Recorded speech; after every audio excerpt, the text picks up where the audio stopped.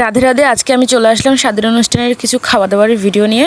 যদিও এই ভিডিওটা অনেক আগের ছিল, আমি দেব করে দেওয়া হচ্ছিল না। আমি যেই পরিমাণে আলসিয়া লেট খাই, গড়াগড়ি খাই, এরপরে ভিডিও এডিট করে পোস্ট করি না।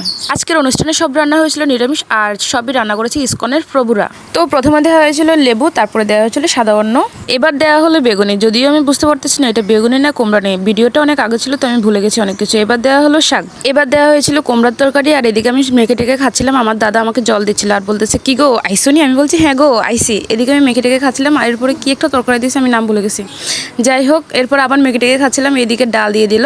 কোনো অনুষ্ঠান বাড়িতে যদি আমার থালায় ডালের সাথে শুকনো লঙ্কা পড়ে তাহলে আমার কাছে মনে হয় যেন লটারি পড়েছে। এদিকে সালাদ হিসেবে শসা দেওয়া হলো, এরপরে আবার কি একটা তরকারি দিয়েছে তার নামও জানি না। এরপরে দেওয়া হয়েছিল ফুলকপি আলুর তরকারি। আমার কাছে ইসকনের প্রভুদের হাতের রান্না অনেক মজা লাগে। যাই হোক, এদিকে আমি খাবার খাচ্ছিলাম আর অন্যদিকে আমার দাদার দিকে তাকিয়ে আছি। সব বিবাহিত পুরুষদের আমার দাদা দেখি 50 টাকা করে দিচ্ছে। তখন আমার আফসোস হলো যদি আমার জামাইটা আসতো রে। ও মা, এবার মনে করলাম আমার তো বিয়ে হয় না, জামাই কিভাবে আসবে। আচ্ছা, জামাই না থাকার কারণে 50 টাকা থেকে পিছিয়ে গেলাম না গাইস, আপনারা কিন্তু কমেন্ট করে জানাবেন।